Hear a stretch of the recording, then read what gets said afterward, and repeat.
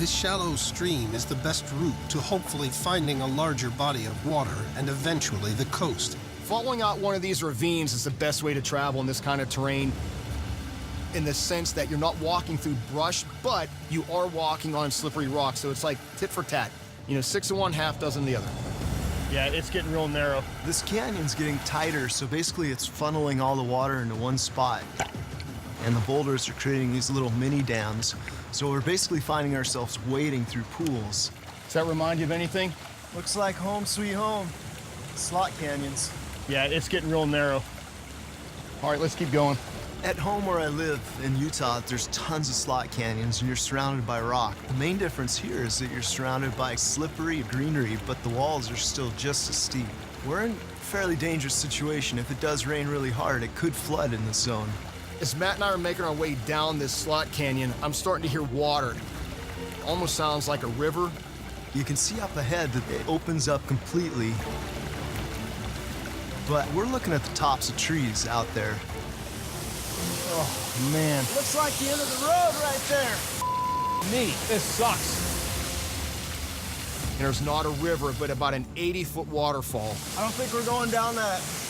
No, I'm not jumping that either. No. Hell no. All right, we don't have a choice, dude. Let's back out. Mother Nature's not playing nice right now, so what we're gonna do is switch to another plan, and that is we're heading back out of this slot canyon. We're gonna try to climb out on the other side of this and get back up and work our way around. And if this doesn't work, I really don't know what we're gonna do. Might be our best bet up right there.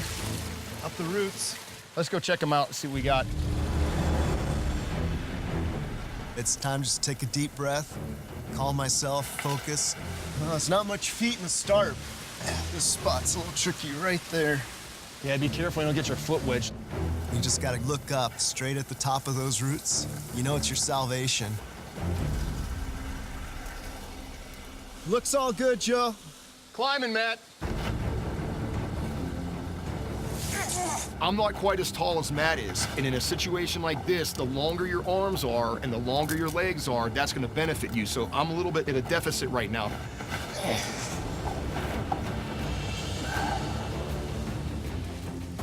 All right. Nice work, that was pretty solid. Yeah, man. It's flattened out up here. Maybe we can get around that fall. Sounds good. Joe and I are at the top of the vines, which is great because it's nice and flat up here. Looks like we can make our way around to the other side of this waterfall where I saw a possibility of getting down. Joe, I think we can get down right here. It's still pretty steep, but there's some trees on the ridgeline. So where are you thinking? It's completely vertical, but this nose, I think we can stay on it. There's enough trees and stuff to hold on to. Yeah, at least if we start falling, you're gonna hit a tree, you might stop. Yeah, let's give it a go.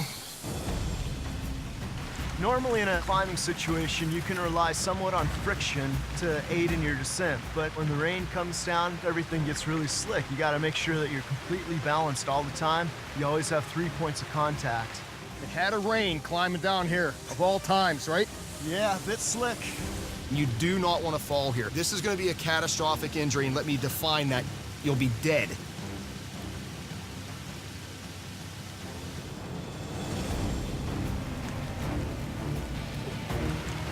We are at the bottom of the waterfall, and looking up, I'm taking it all in. It feels really good.